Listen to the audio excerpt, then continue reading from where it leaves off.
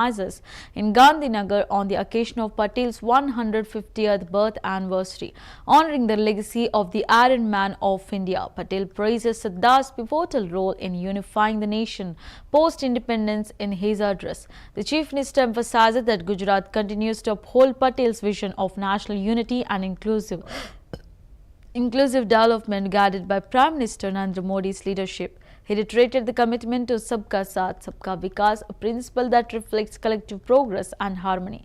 The tribute was part of a series of events across the state celebrating Rashtriya Ekta Divas, National Unity Day. આજે લોહ પુરુષ સરદાર વલ્લભભાઈ પટેલ એમની જન્મ જયંતિ નિમિત્તે સૌને દેશવાસીઓને ખૂબ ખૂબ શુભેચ્છાઓ પાઠવું છું અને એમના ચરણોમાં ભાવાંજલિ અર્પણ કરું છું. માનનીય વડાપ્રધાન શ્રીએ સ્ટેચ્યુ ઓફ યુનિટી સરદાર સાહેબની સૌથી ઊંચી પ્રતિમા બનાવી અને એમને શ્રેષ્ઠ અંજલિ અર્પણ કરી છે.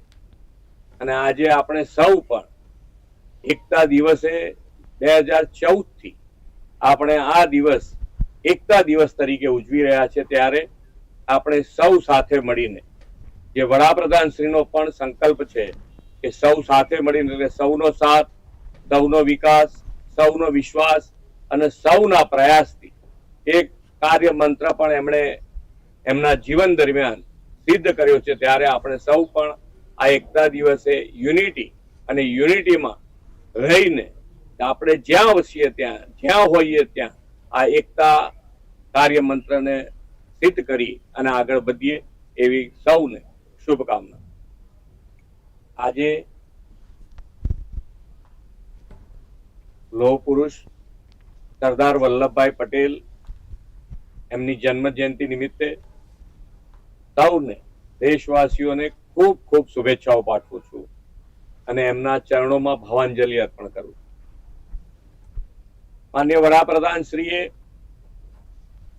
સ્ટેચ્યુ ઓફ યુનિટી સરદાર સાહેબની સૌથી ઊંચી પ્રતિમા બનાવી અને એમને શ્રેષ્ઠ અંજલિ અર્પણ કરી છે.